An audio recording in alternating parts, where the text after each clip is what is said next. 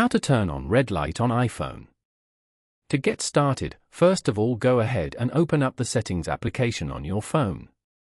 Once you're here, go to Accessibility as shown. Go to the Vision section at the top and tap on Display and Text Size.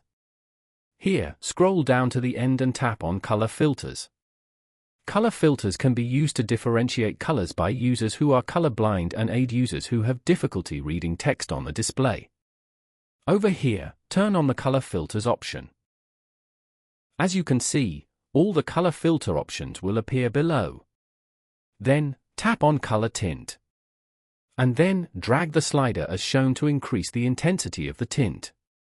Following these steps, you can easily turn on red light on iPhone. Thank you for watching. Please leave a like if this tutorial helped you, or leave a comment below if you have any questions related to the video.